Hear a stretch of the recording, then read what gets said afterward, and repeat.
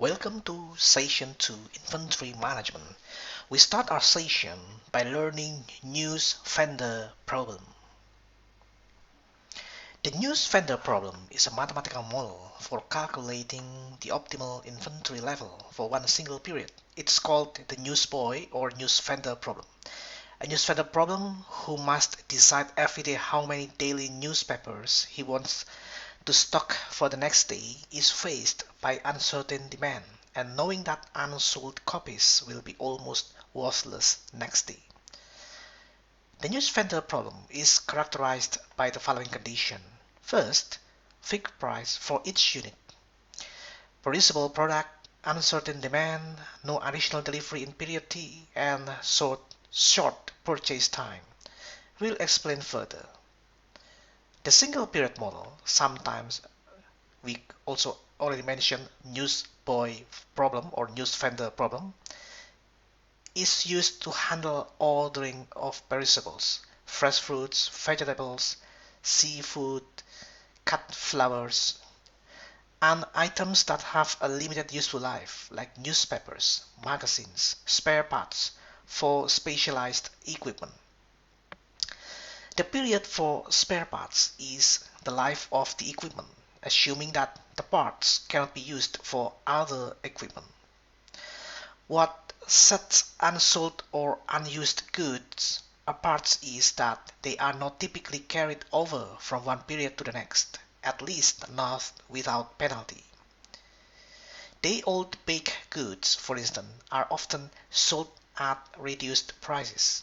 Leftover seafood may be discarded, and out-of-date magazines may be offered to used bookstores at bargain rates.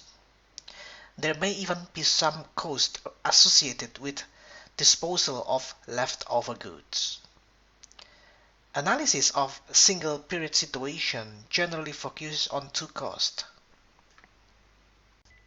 First, overage cost, and second, underage cost. We also mention sometimes that underage cost, like a shortage cost, and overage cost, something like excess cost. A shortage cost or underage cost or CU may include a charge for loss of customer goodwill as well as the opportunity cost of lost sales. Generally, shortage cost is simply unrealized profit per unit. That is shown in the second equation of this slide. If a shortage or stock out related to an item used in production or to a spare part for a machine, then shortage cost or CU or underage cost refers to the actual cost of lost production. Excess cost or overage cost or CO pertains to items left over at the end of the period. In effect, excess cost or overage cost CO is the difference between purchase cost and salvage price, or purchase price and salvage price. That is shown in the first equation of this slide. If there is cost associated with disposing of excess items, the salvage will be negative and will therefore increase the excess cost or overage cost CO per unit. The goal of the single period model is to identify the order quantity or stocking level that will minimize the long run excess and shortage cost or long run overage and underage cost. There are two general categories of problems that we will consider. Those for which demand can be approximated using continuous distribution, perhaps a theoretical one such as a uniform or normal distributions, and those for which demand can be approximated using a discrete distribution, say historical frequencies or theoretical distributions such as the Poisson. The kind of inventory can indicate which type of model might be appropriate. For example, demand for petroleum, liquids, and gases tends to vary over some continuous scale, thus lending itself to description by continuous distribution. Demand for tractors, cars, and computers is expressed in terms of the number of units demanded and lends itself to description by a discrete distribution. Then we can explain the service level in the third equation as the probability that demand will not exceed the stocking level, and computation of the service level is the key to determining the optimal stocking level, or S star. The critical ratio, or CR, shows the service level, and it is the percentage of sold product at normal time before the product must be downgraded as a waste by selling it at salvage price. We can explain service level to the figure that I draw for you. Okay?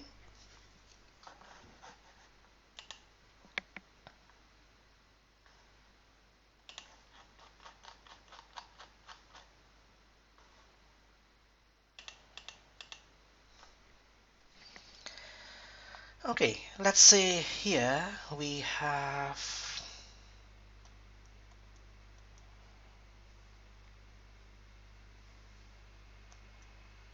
this seesaw. Here we have S star. Here we have cost of shortage or under age, right? CU. And here we have cost of over age or excess. Here is shortage, here is excess. If actual demand exceed S star, hence what we have, CU here on the right end of the distribution will go what? This seesaw will go downward here, okay, and it will go upward. Similarly, if demand less than S star, there is an excess, so this will on the left of the distribution will go downward on the other hand, and here will go upward, okay. And therefore if CO this equal to CU this, the optimal stocking point is halfway. Here it will be in the halfway between the endpoints of distribution, between here endpoint of distribution. If one cost is greater than the other, then S star will be closer to the larger cost. For example, CU is larger than CO, then S star will move to the right. Now we continue. From equation number 3, we know that the critical ratio is used to find Z value from the table of normal distribution. The Z value, we can use it for finding optimal order quantity that cost a retailer as Z S star. And finally, the last equation is the expected profit for optimal order quantity.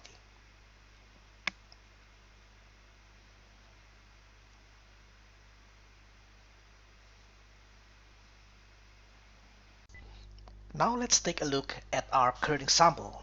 Coff & Co., a coffee shop, sells vegan chocolate croissants.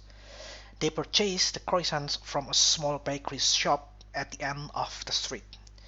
The bakery shop sells chocolate croissants to Coffee & Co. for $0.7 each. Coffee & Co. sells them for $2.4 to their customers. Unsold croissants can be returned to the bakery for $0.15 each. On the basis of the last month, Coffee & Co. expects a normal distributed demand for chocolate croissants. Expectation of demand is 14 croissants per day and a standard deviation is 4 per day. Calculate optimal order quantity, expected cost and profit for the chocolate croissants. Okay, now to answer the question, we first calculate overage and underage cost or excess and source state cost according to equation number 1 and number 2 in our previous slide. That is purchase price 0.7, purchase price 0.7, and then minus salvage price at 0.15.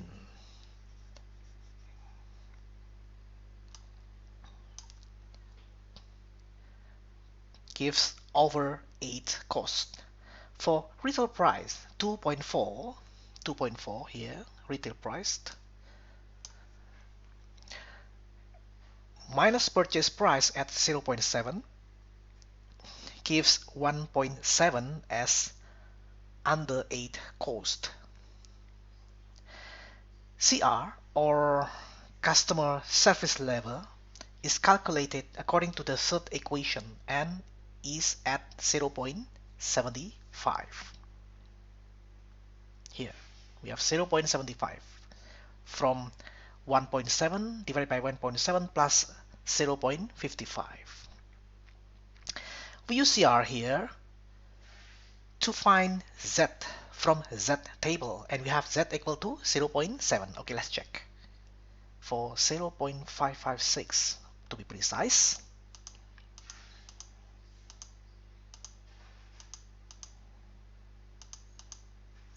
Zero point 5 yeah 7556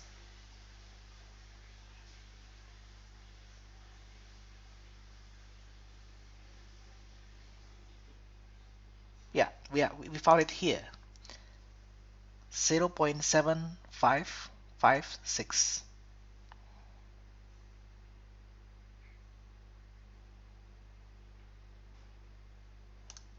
yeah between here and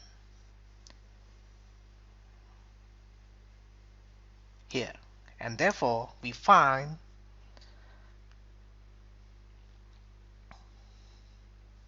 the value is 0.70,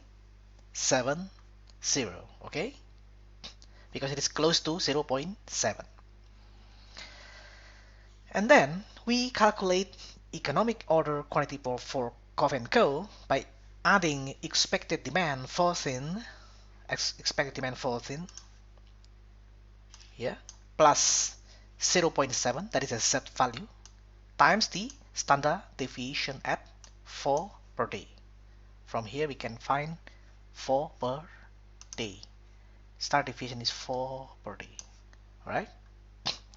And we found 17 units. That is the optimum economic order quantity. Now the second question is the expected cost. The expected cost and profit can be calculated by following the last two equations, where F01Z can be calculated by transformation into a standard Gaussian distribution. And by using Gaussian distribution formula or by using Z table, we can get the value of F01 for 0.7, right? Okay, first, if we try to use Z table, we search value 0.7756 from the previous calculation here, from CR.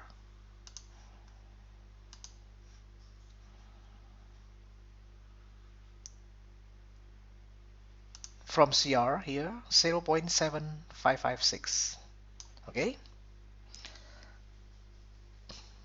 Now let's go to the previous table. We found here 0.556 between 0.6 and 0.7 here, between this and this. And then we're trying to interpolate to find precisely the value for Z, and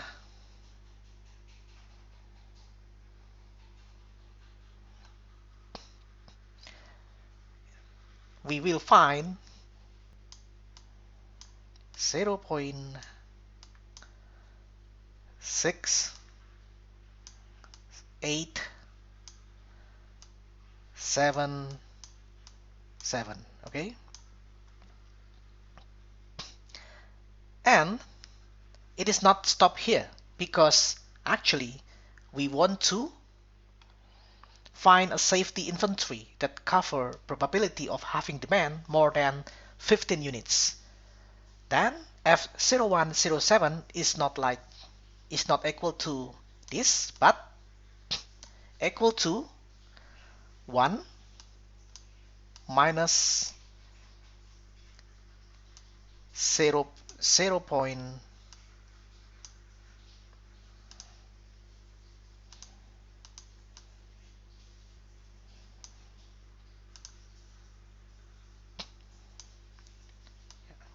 0.6877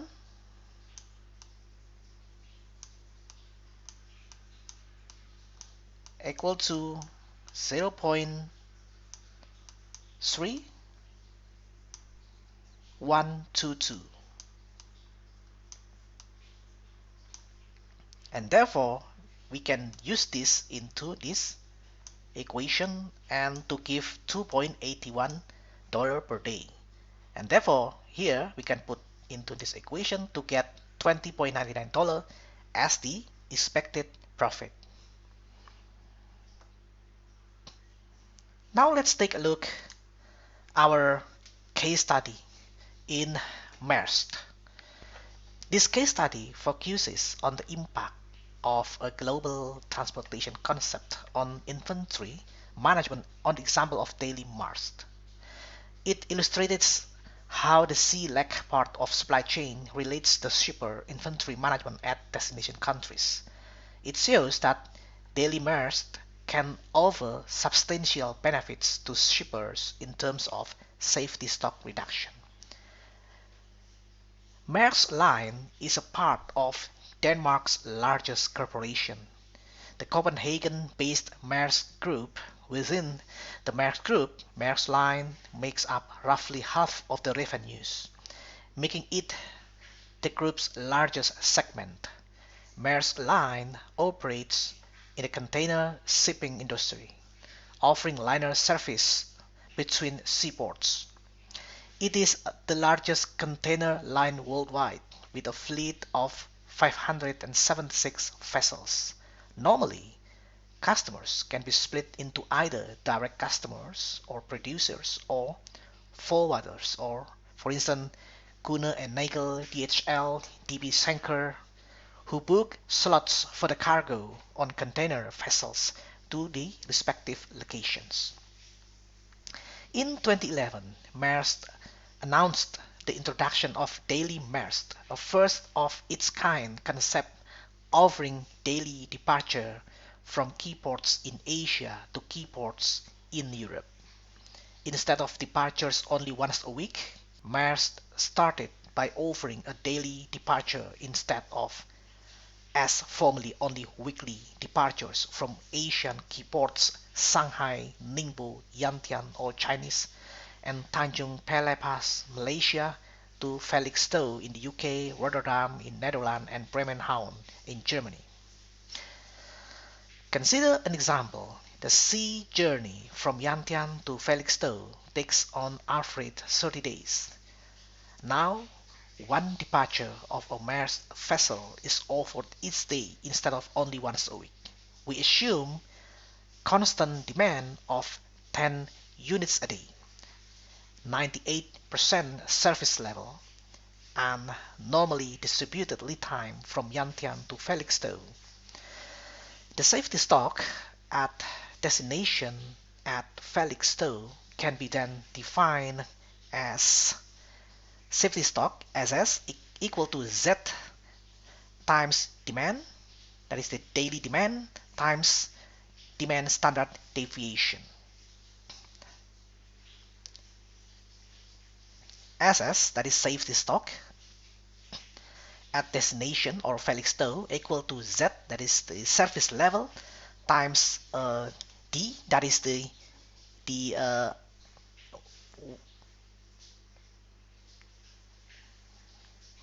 SS or safety stock at destination of Felix store, equal to Z, that is the service level, times D, that is the daily demand of 10 units a day, times the lead time standard deviation, where first the analysis of lead times has been performed for weekly departures. It shows that standard deviation of lead time for weekly departure is 2 days. Subsequently, the analysis of lead time has been performed for daily departures and shown standard deviation of lead time for daily departure of 0.3 days. Assuming a service level at 98% and daily demand of 10 units, the safety stock can be calculated as follows. Safety stock for weekly departure equal to 2.055 times the daily demand, that is 10, times the lead time standard deviation, that is 2 days, equal to 41.1 units. But safety stock for daily departure is reduced to 6.2 units because of lower standard deviation of lead time for daily departure. The calculation above shows that safety stock level falls significantly due to daily MARS concept with only 6.2 units required in stock versus 41.1 units in a weekly service. This translates into lower inventory costs for direct customers or intermediaries such as forwarders at destination points and offers a measurable benefit to Maersk Line customers.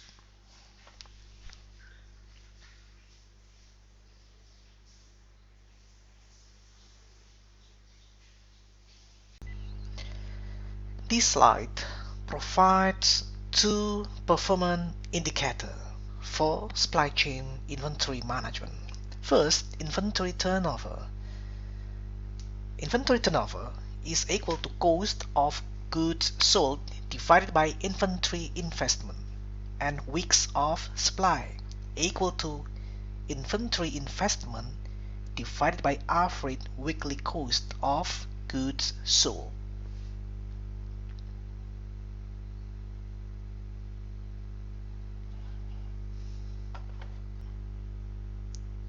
This slide provides several inventory control policies.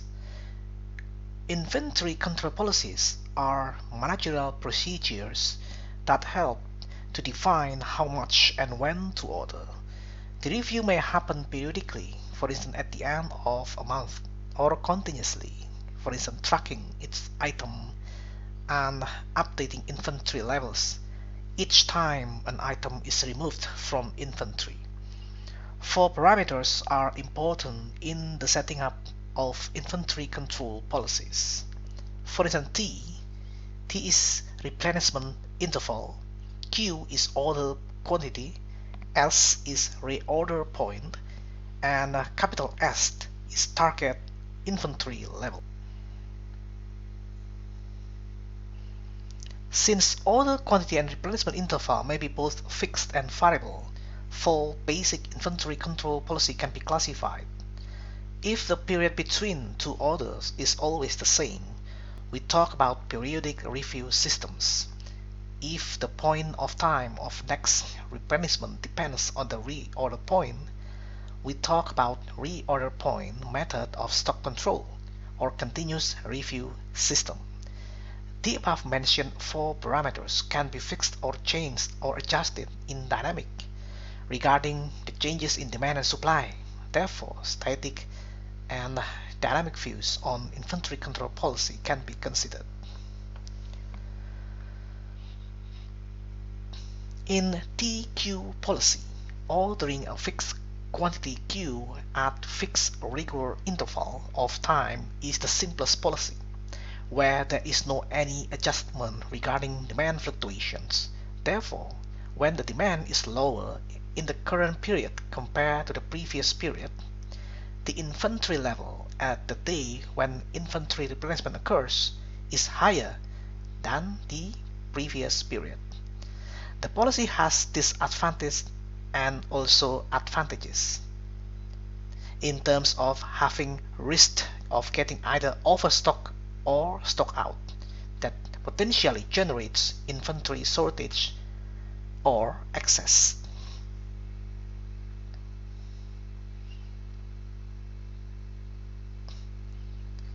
Some advantages of TQ inventory control policy: simple ordering processes, because always order at the same quantity and at the same order interval, allows standardized pickup and delivery times, and also stable ordering cycle, which can lead to automation. However, some limitations are also exist, for instance, very inflexible system without consideration of demand fluctuation. Therefore, sometimes can create excess inventory or stock out, possible shortages and overage stock level, as I mentioned before. Applicability of these policies: item must have long-term constant demand, and that's the first and very important assumption. Items must have a stable usage rate, and also lead time should not have significant variations. Can you mention what kind of products suitable for this policy?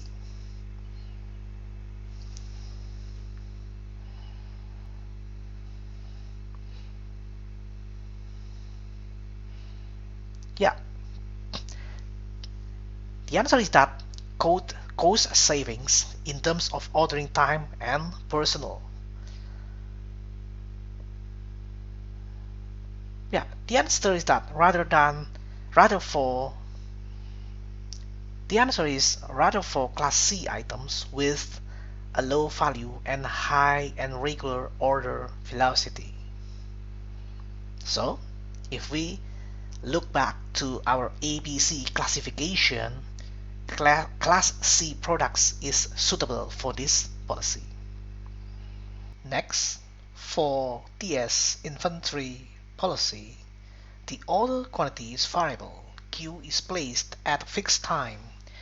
We need to order a certain amount of inventory to reach the desired quantity S, subject to lead times.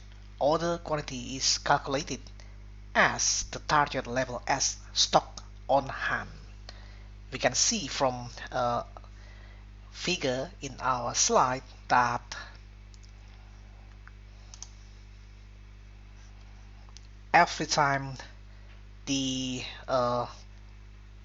review period T achieved, here for instance, after we arrive at the end of T0, then we start to make order as much as this amount.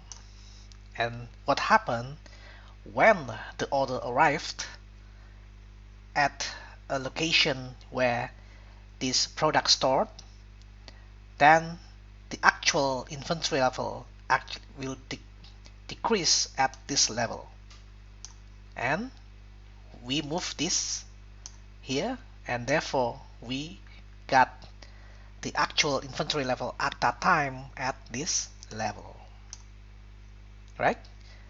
We do the same for the next period. For instance, at review period T0 here,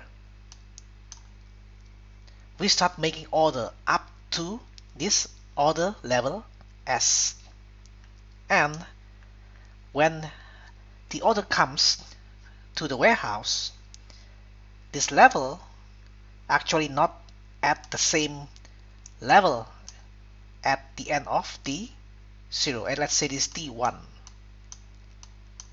but it already decreased to this level, and therefore this moving to here. So this level, the inventory level when the order arrived, would not as the same as order level S, but decrease a little bit to this level. Okay.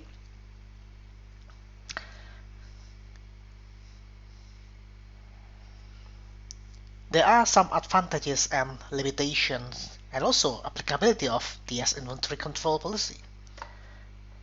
This policy avoids excessive inventory, which cannot be used for any other purpose and thus involves opportunity cost. The model is easy to use for control of orders. However, the physical control of the inventory could be so expensive that the exact count is only performed, for example, once a month. In certain cases, the TS policy can lead to relatively high capital commitment because of high average inventory. This policy also implies high ordering cost because we might not place a large order on the fixed day. At the same time, we might need to wait too long to fulfill our target inventory, and thus shortage can occur. The TS policy is recommended for use in company with a cycle replenishment.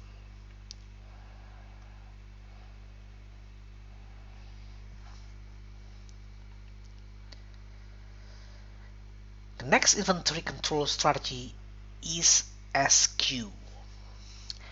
This model operates when order quantity Q is fixed and interval T between orders can vary. In this case, the order point S is defined as reorder point. We can see from this figure that we have order point S that equal to reorder point. Every order arrives to replenish inventory after a lead time. The lead time is assumed known and constant. The only uncertainty is associated with demand. So we can see here, let's say, whenever the time to replenish comes at order point S or equal to reorder point, then the company start ordering to its supplier as much as Q0, and therefore this amount of order always the same at any time of order at futures. And therefore, when SQ inventory control policy has limitation, for instance, this policy create nervousness in production control. Let's say we go to the demand at the first period of monitoring here. The demand is quite moderate at moderate level at this amount. Let's say Q0, right? After reaching T1, then the company start making order to its supplier, and therefore additional Q0 arrive, and this is the actual level of the inventory at time T1 plus LT.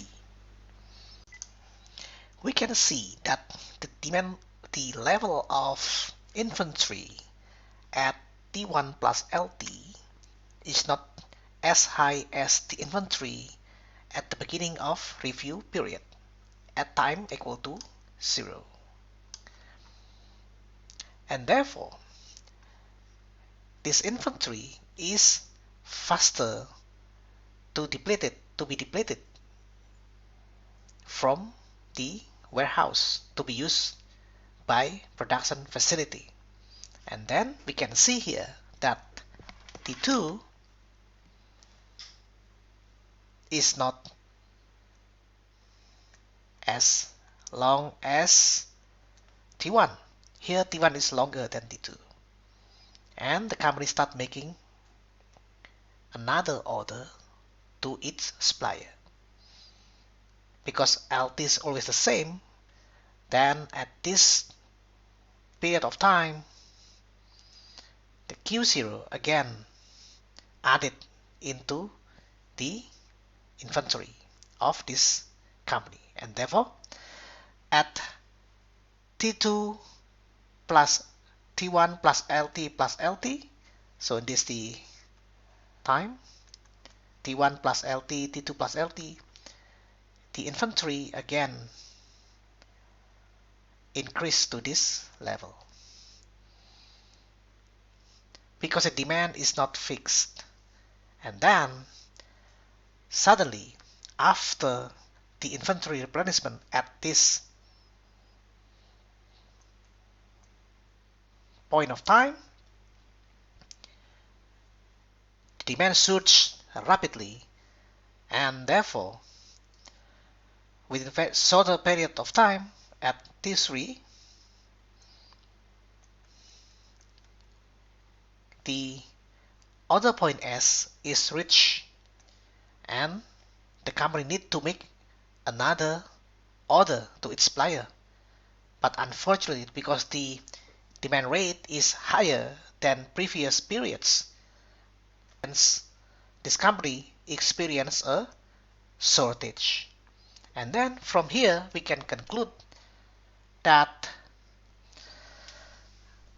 SQ disadvantages lie in regular inventory control, because every time the company needs to control the inventory, and that takes also resources to do that.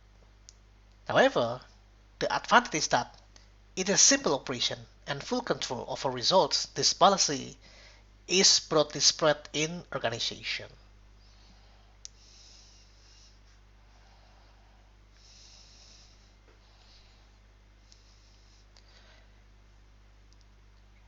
Here we can see that SQ inventory control policy not appropriate for items with unstable usage and lead time like class B and C. But it is appropriate for A items of high value with low and irregular order velocity.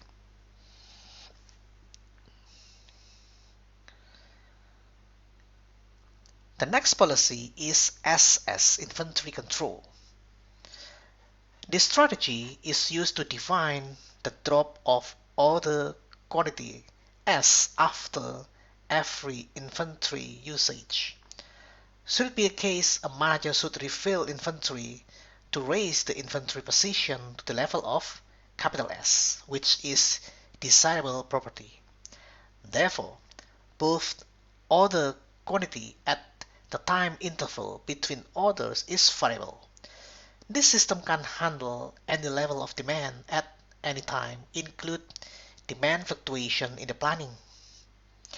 The target level capital S is formulated as follows: that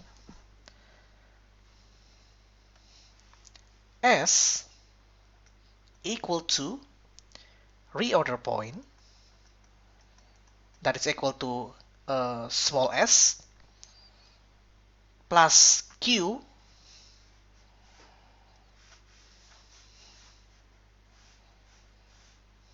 plus Q, and then minus minimal rate of usage times lead time.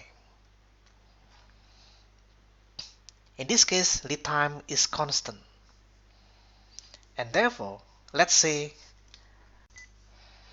In order to simplify the calculation, sometimes minimum rate of usage is equal to 0 or assumed to be 0, and therefore S just equal to arrow P plus Q. And Q is vary depending on the demand, and therefore Q following economic order quantity formulation, that is Q equal to square root of 2 times daily demand times let us say ordering cost divided by holding cost. And therefore we have different level of Q depending on the observed demand at any time at the end of review period here, at the end of T1, at the end of T2, at the end of T3. Okay? Okay, now let's go for example here. Yeah, before going to example, we have some list of advantages, limitation, and applicability of SS inventory policy.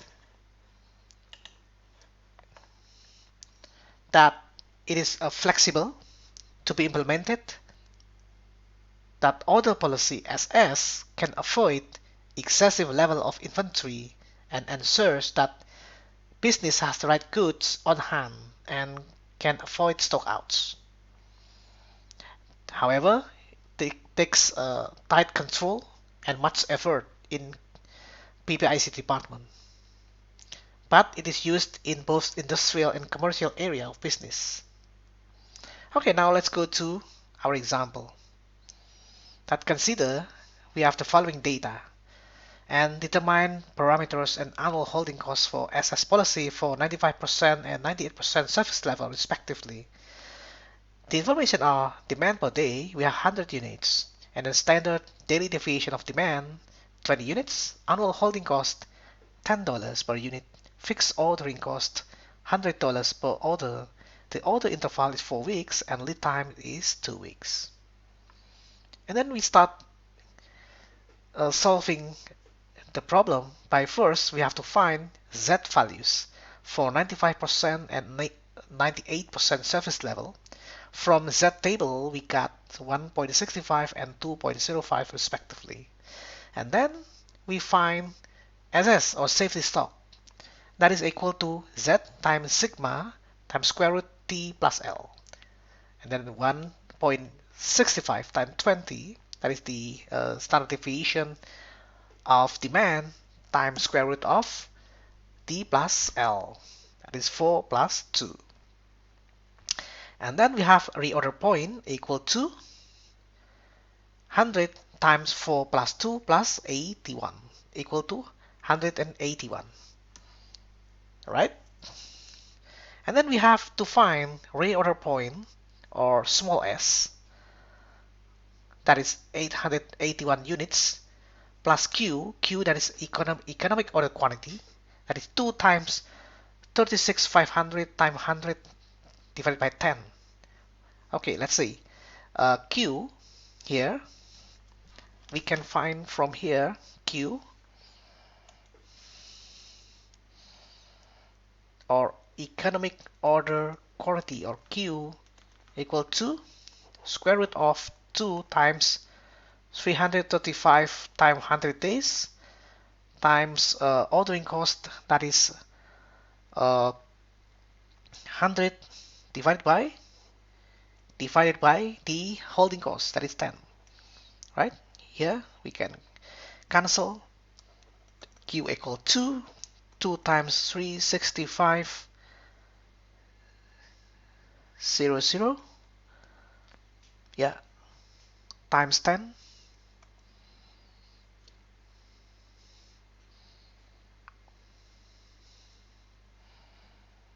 The ordering cost is, yeah, times 10.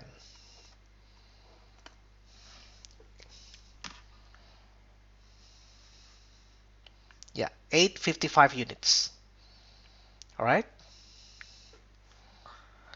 And finally we found S equal to 681 plus 855 equal to 1536 units. Then we have policy that small s equal to 881, that is the s, or the and then the big S, a capital S, equal to 1536. The average infantry precision is 1108 units, and the cost is 1108 times 10 equal to $11,082. Okay, and the safety stock is 2.05, that is Z, for service level 98%. We have 2.05 times 20, that is the sigma or standard deviation of demand, times square root of 4 plus 2, and then we have 100. And the reorder point is equal to safety stock times the lead time times what? Okay, let's go for here. The equation is for reorder point is equal to Z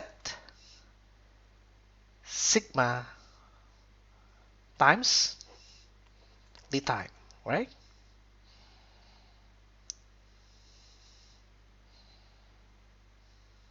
Plus safety stock. Here we have safety stock Z equal to here 2.05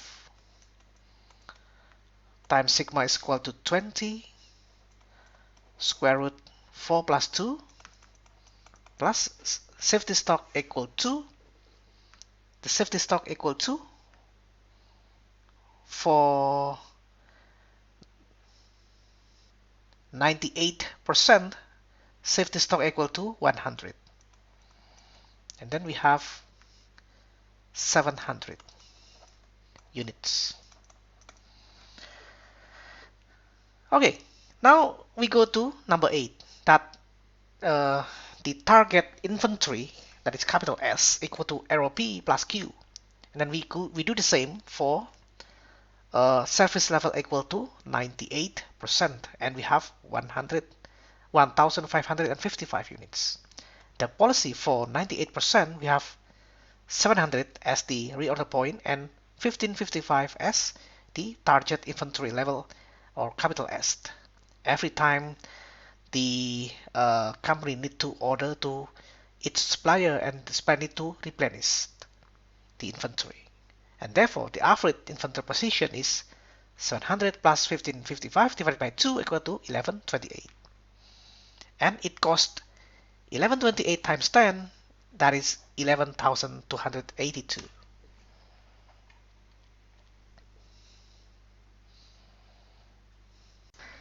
Now let's see an example from supply-owned FEMA solution.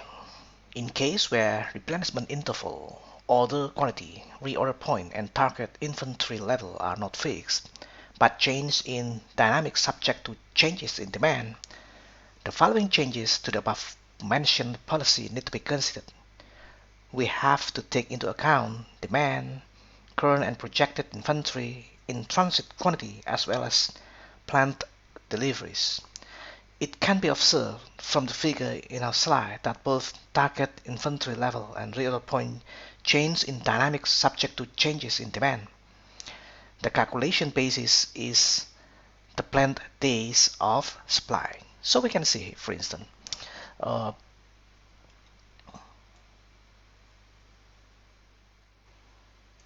that on the first day there is no in-transit quantity, that is therefore the 0, but we have only inventory level inside the factory.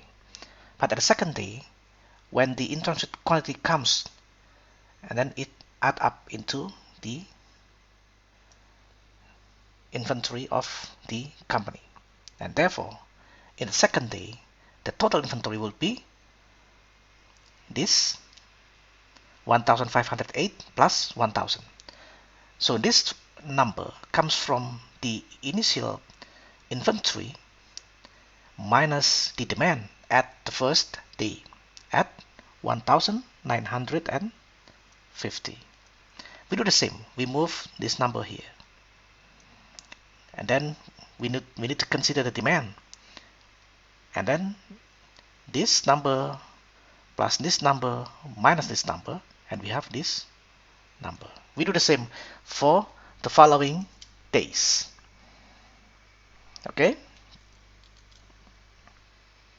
and finally we can see that at day 7 here, 1 2 3 4 5 6 7, what we have, 1 2 3 4 5 6 7, yeah, the inventory level at the end of day 7 is depleted. It was initially from 1508, now it goes down to around 100 something. Okay, let's make it bigger. Okay, yeah, minus 620. So actually the inventory at the end of day 7 is minus 620, and therefore there is a stock out. All right, and this level actually, yeah, this level actually is the beginning inventory level at days number 7.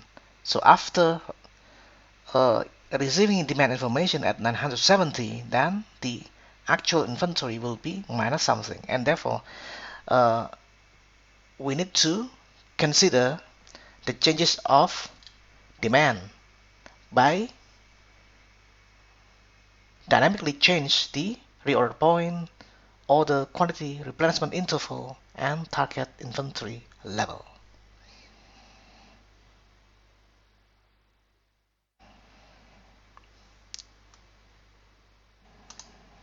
Now we go to multi-period lot size planning. We already know how to manage inventory with both deterministic and stochastic demand. However, our previous discussion addressed one period problem. Now we consider multi-period problems. Assume that you need tickets for the tram, say 20 tickets for a month. You can buy all of them right at the beginning of the month. In this case, you spend your time for buying tickets only once, but you invest quite a lot of money at a time. Alternatively, you can buy tickets every day. Your capital commitment will be lower, but you will spend more time. In multi-period problems, the parameters, for instance demand, lead time, and cost, can vary in different periods. In addition, inventory from the previous periods can be used to cover demand in future. That is why the basic trade-off in multi-period model is how to balance inventory holding costs and ordering costs over time. Dynamic lot sizing models help us to decide in every period if we should order or produce only for one period, or if we should build lot sizes over several periods together to minimize ordering and holding costs.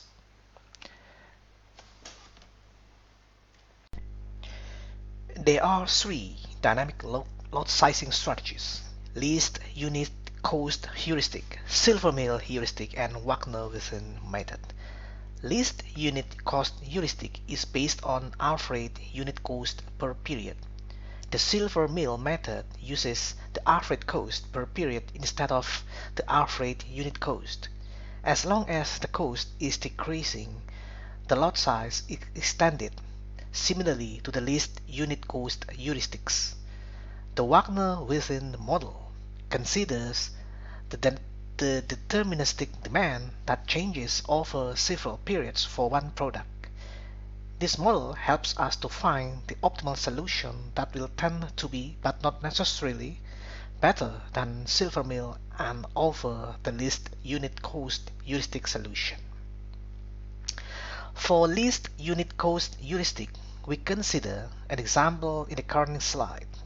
There are 6 periods of inventory planning. that orders take place at the beginning of each year and the product is immediately available.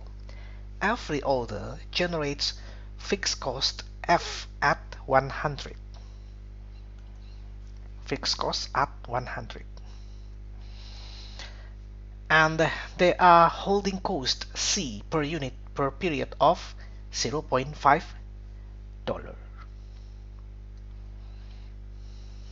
First, we calculate fixed cost per unit K1 unit for period 1 by dividing F1 with P1, and we find the cost is at 0.2.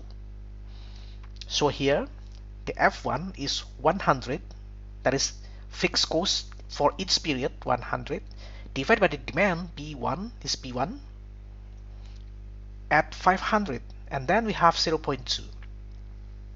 Okay, then we try to order for both demands for period 1 and 2, so we combine both all together, is added, and we have 0.286, meaning that we have order for both period 1 and 2 here 100, and 200 coming from the holding cost per unit here 0.5 times 200. It is coming from this period number 2, 200. Okay, and then divided by the demands from both period number 1 and period number 2 at 700 here, this plus this, and then we have 0.286. Since we have a total cost per unit is higher here is higher than this cost, then we can say that the new plan to combine together period number 1 and 2 are not acceptable.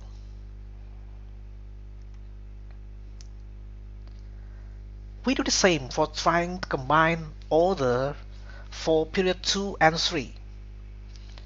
For ordering period number 2 solely, we have here 100 divided by 200, right? This is the fixed cost and this is the demand for period number 2, and then we have 0.5, and the qualification to be accepted is that the combination between 2 and 3 cannot exceed this number. Alright, then we can start calculating the fixed cost for period 2 and 3 altogether is 100 plus the ordering cost per unit 0.5 times the demand for period number 3, that is 600, divided by the total demand for period number 2 and period number 3. Then we have 0.5.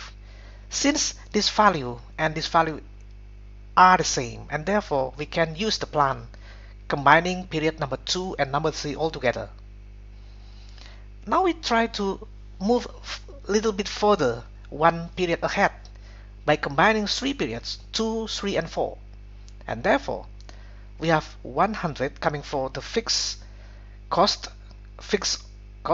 for period number 2, and we have also here 0.5, that is the holding cost per unit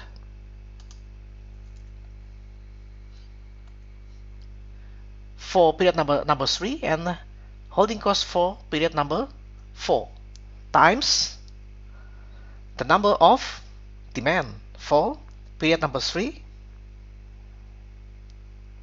and period number 4, okay, and divided by total demand here 200, 600 and 300, and then we have 0.636, and therefore we cannot accept combination of 3 periods 2, 3 and 4. Okay, now we try to move by trying to combine period 4 and 5. First we have to calculate the unit cost for period number 4. In period number 4, we have the fixed ordering cost at 100 divided by the demand at 300, and therefore the unit ordering cost at 0.33. We would like to combine 4 and 5 all together, and then we have this fixed cost plus holding cost, unit holding cost, times the amount of demand, okay, divided by the total demand here. 300 plus 200, and we have 0.4. Since it is higher than 0.33, then we cannot accept this plan. 4 and 5 cannot be combined. Now we go to another plan. Let's say we try to combine 5 and 6. Similarly, we have, if period number 5 order solely or independently, and then we have 0.5. But if we combine with period number 6, we have also a 0.5, and therefore it is this period 5 and 6 are combinable. So what is the conclusion? We have the total cost here equal to 4 times 100, because we make 4 orders during 6 period of planning, and then plus 600 times 0.5. The inventory cost for period 3 plus 100 times 5 from the inventory cost of period number 6, and therefore we have 750. Okay, for each order, the first order is at 100 units, the second order is at 800 units for period number 2 and 3 combined altogether. The third period is at 300 units for period number 4, and the fourth order is at 300 units for periods 5 and 6.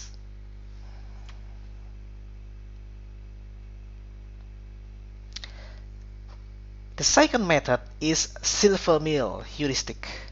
For this method, a joint of the demands is accepted as long as average period cost decreases or remains unchanged. The method is similar to the previous one.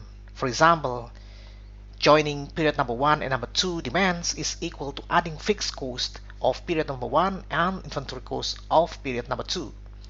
The average of the combination must be lower than or equal to the total cost of the first period. Since the result is feasible, then we can jointly order both periods' demand. By combining 3 periods, period number 1, number 2, and number 3, we find that the average total cost is higher, and therefore we cannot accept this decision. We can accept this, yes, but it is no. Next, we try to combine demands of periods 3 and 4. And by comparing the average cost with the fixed cost at period number 3 at 100 here, the combination results in 125. Again, we have to refuse this plan. However, the combination of period 4, 5, and 6 are acceptable since the average cost is equal to the total cost of period number 4. Here we have 100. Combining 4 and 5, we have also 100. Further, 4, 5, and 6, we have also 100, and therefore these 3 periods can be combined all together. Thus, the total cost is at $600 from the 3 times order.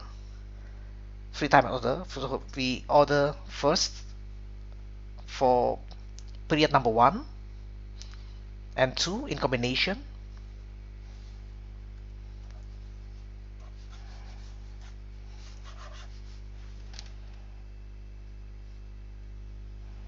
Period number 1 and 2, and then period number 3 and 4, 5, and 6 altogether. So we have 3 order. So 3 times 100, and then plus 200 times 0.5, and 200 times 0.5 plus 100 times 2 times 0.5, and we have 600. The total cost is at 600. All right.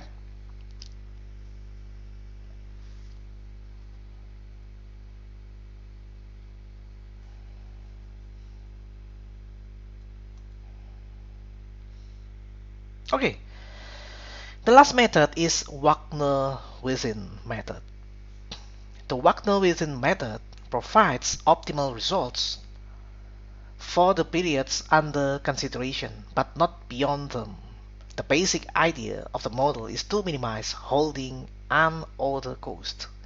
Unlike with the heuristics, the Wagner-Witten method does not stop when costs are increasing in one period, because the optimization method compares different periods with each other.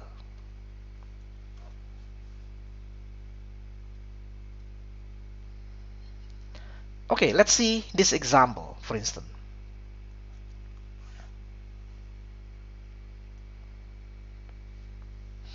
For the first period, we only have a fixed ordering cost as K WW Wagner-Witten, KW, I mean K Wagner-Witten, by considering only fixed cost at period number 1, so we have 100. Okay. In the second step, we want to find out the cost for ordering periods number 1 and 2 jointly in the first period instead of ordering them separately. Alright, so we have 100 here as ordering cost 8 at period number 1, plus 200, that is a demand for period number 2, plus the unit cost of inventory at 0.5, and therefore the total cost for 2 periods is at 200. Alright, and then we try to combine all together period 1, 2, and 3 by single order. We still have 100 like ordering cost, and 200 coming from the second period demand times the unit cost of inventory, plus 600 times 2 times 0.5. Here the original data.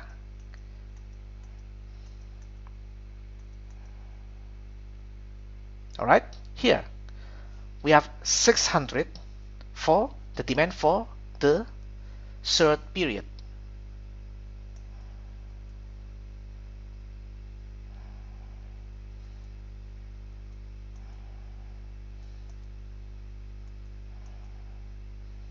And therefore we have 800 here. We have here 800. Okay. If we, for instance, we would like to use separately order at period number 1 and period number 2 without combining them, we have also 200 total cost. By combining period number 2 and 3 with using Wagner-Witten method, we have 500. Alright? The total calculation for the entire period is provided by the table in this current slide. The cost in the diagonal line shows that the cost is linearly increased from period number 1 to period number 6. In the first period, the number at cell number 1, 2, and 3 here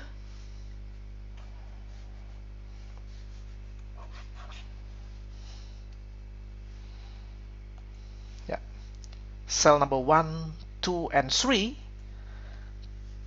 states that whether demand at period 1, 2, or 3 should be jointly ordered. Similar to row number 1, row number 2 states For each cell, that periods 2, 3, and 4 can be jointly or separately ordered. For each column, we select which combination that gives the least total cost, and we know that only periods 5 and 6 can jointly order. Alright? Let's take an example here. For period number 1, it has, if it is ordered separately, the total cost is at 100. If period number 1 and then period number 2 are jointly ordered, then the total cost is at 200. If period number 1, 2, and 3 are jointly ordered, then the total cost is at 800. It is equal to the previous example here. Here, for instance, if we order only period number 1 at only period number 1, then we have 100. If we jointly order 1 and 2, we have 200. If we jointly 3 periods in a row, 1, 2, and 3, we have 800. And then we have the following calculation that we have already discussed. 2 here, meaning that for ordering products for period number 3, then the product must be kept inside the warehouse for 2 periods, and therefore it is times 2, because it is 2 periods inside the warehouse, and therefore the manager will charge the inventory cost at 0.5 times 2, because 0.5 is the unit inventory cost or holding cost per period. Alright? Similarly, for second row, we have 200 here coming from, we have 200. If it is separately ordered, then we have only 200 euro. If 2 and 3 are combined all together, and then the cost will be 500. If 2, 3, and 4 combined all together, then the cost will be 800. And therefore we choose the least cost for each period. Here, for instance, we choose the lowest cost here. 200, we choose this one. 300, we choose 400 here. Here we choose 500, but here we choose all together, combine 5 and 6 all together, and the cost will be 550. And therefore, at the first period, we fulfill the demand for only for first period at 500. At the second period, only for that period. Also for third period, we order only for that period. And then similar for period number 4. But for period number 5, we all together meet the demand for period number 5 and 6. Okay, now we have an example here. The holding cost is at 1.5 and the ordering cost at 60. For period number 1, there is only ordering cost at 60 here. If it is combined with period number 2, then we have additional 30, because it is ordering cost plus inventory cost for period number 2. And then we have 105. Alright? For instance, if we order separately period number 1 and period number 2, and then for each period, the cost will be 60 for period number 1 and 60 for period number 2, and the total will be 120. And therefore we do not adapt this plan. Finally, we move to the third period. Similarly, in the third period, there are some options. For instance, we in the period number 1, we make an order, and for period number 2 and 3 here, all together we make an order. So the total cost by combining all three periods at once will be 255. The second option will be at first period it is ordered separately, but for the second and third it is jointly ordered, and then we have 165. But what we choose is that we jointly together order 1 and 2. For periods 1 and 2 we have 105, and separately order period number 3, and then we have 165. So this is our plan.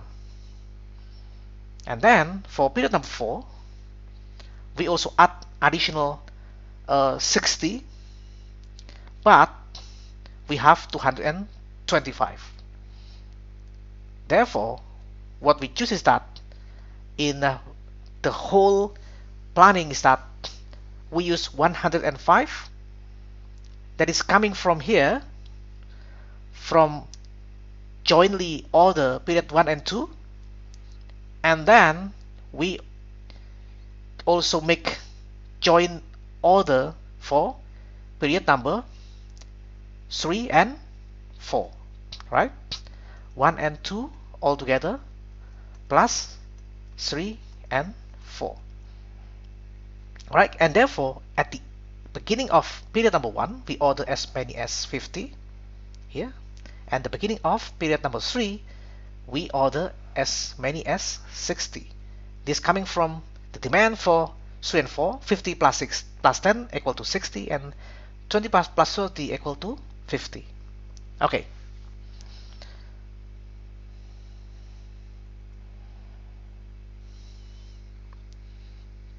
There is advantage of using Wagner within that optimal solution is obtained in regards to changing demand over time. However, the computational time is high and need to assume that demand at period n plus 1 is 0.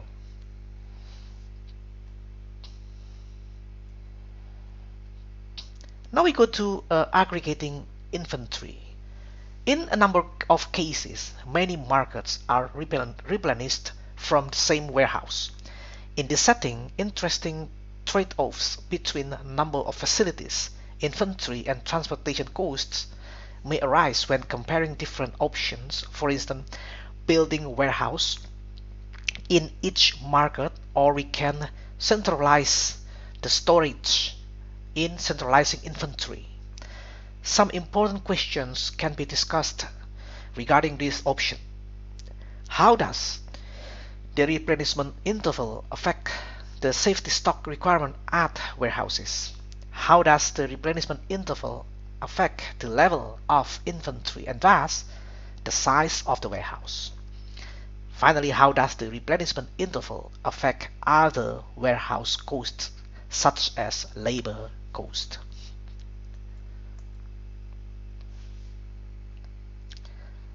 Let's look at two different situations where two warehouses serve the same and different markets previously.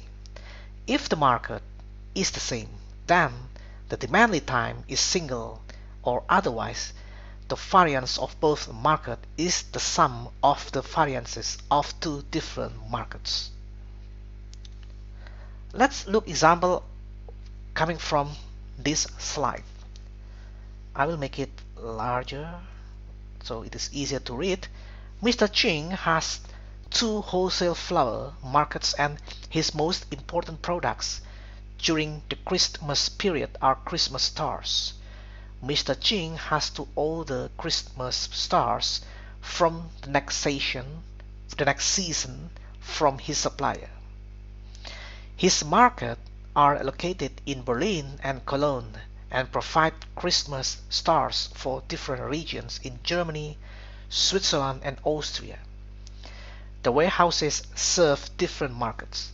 Cologne serves West and South Germany and Switzerland, and Berlin serves North and East Germany and Austria.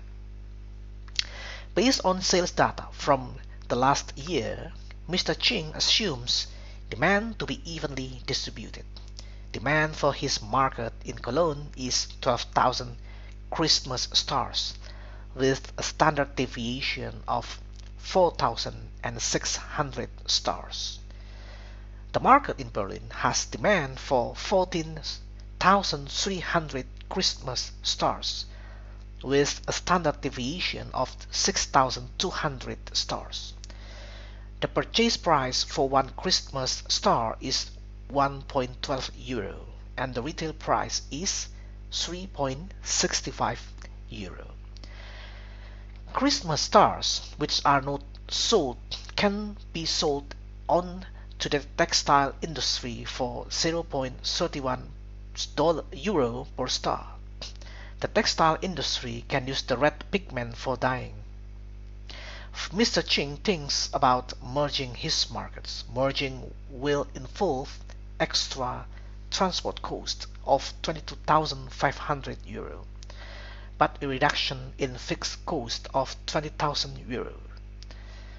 Calculate optimal order volume, expected cost and profit for every market and decide if a merging of Mr. Ching markets is a profitable idea.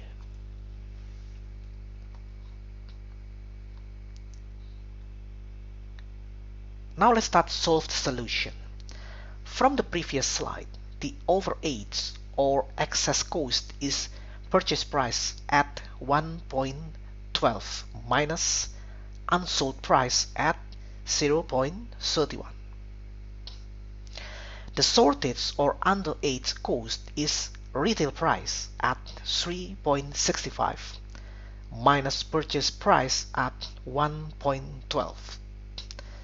The CR is underage cost divided by sum of underage and overage cost equal to 0.76. From Z table we can find Z equal to 0.71. Thus, if we find from Z table for f small f at 0.71, and then we can search inside the table and we will find the value at 0.31. Next we'll calculate economic order quantity for both location Berlin and Cologne is at 18,702 and 15,266 respectively. It comes from here. That this is the demand at Berlin, demand for Cologne, and this is the standard deviation for Berlin, standard deviation for Cologne, and this is the we have to reverse. Actually, this is not standard deviation, but this standard deviation for Berlin and standard deviation for Cologne. And here we have the Z value here. Okay, and then we found two different number. That Berlin has higher number of economic order quantity. Okay. Now we try to solve this problem according to news vendor model for two warehouses. In this stage, we assume we use two warehouses, right? If we use two warehouses to serve both locations, then the cost for Berlin is at the underage cost plus overage cost, that is 0.81 plus 2.53. It is times the here is demand standard deviation,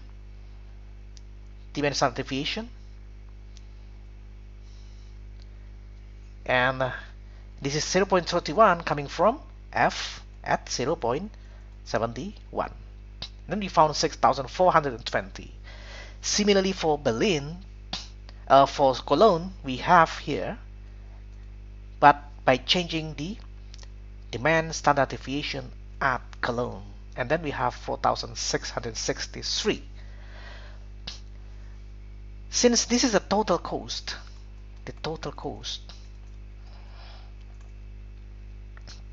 and then we can move here to calculate the profit. Profit is that the demand 4,300 times the purchase price at 253. Similar here, we have also here the same price but different amount of demand. Alright? And therefore the total profit is 29,759 plus 25,597, and it gives this value 55,536. The second strategy, now we're trying to make centralization.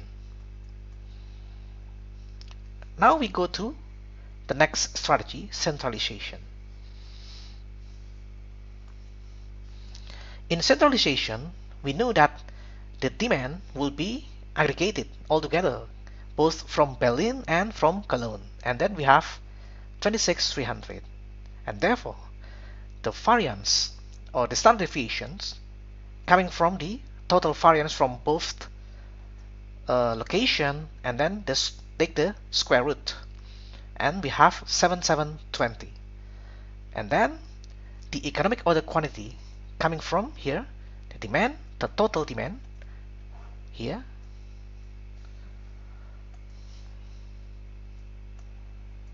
the total demand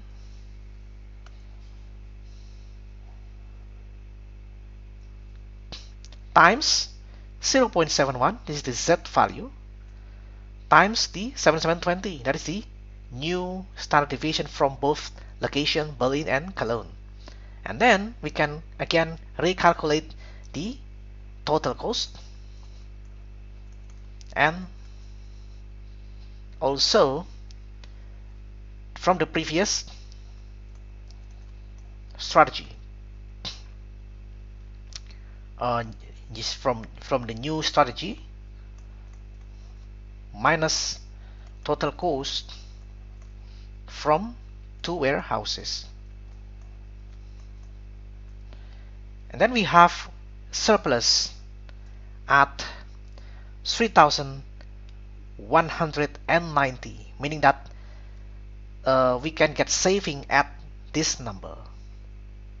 Therefore the total profit increased from 55,356 to 56,046 euro.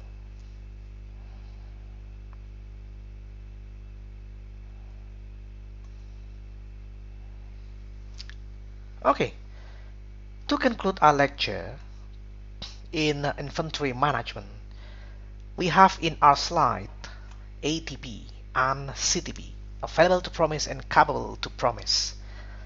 At the order fulfillment stage, customer orders are matched with quantities available on stock and from scheduled receipts. In addition, customer requests for delivery of a product with regard to quantity, time, and location that have to be answered. The investigation into whether a delivery can actually be made is called ATP. The standard method of ATP is to search for available stock which can be promised for delivery. Capable to promise, or CTP, can be applied when conventional ATP checks fail. For instance, the requested product is not in stock at respective locations and not available from scheduled receipts. CTP refers to the planning and scheduling run with regard to work in progress, or WIP, during an ATP check. CTP checks whether it is possible to modify existing scheduled production orders with regard to time and order size, or whether to create a new production order, taking production capacities and component availability into account. Such concepts are used by many online retail companies such as Amazon, Manufacturing companies apply such systems to manage complexity, which frequently involves thousands of orders per day, which may be placed for hundreds of thousands of items. Investment in IT for ATP or CTP can be high, but will be paid for through the achievement of competitive advantage. Okay, this slide and the lecture about inventory management, and we will continue our lecture in the next week for routing and scheduling.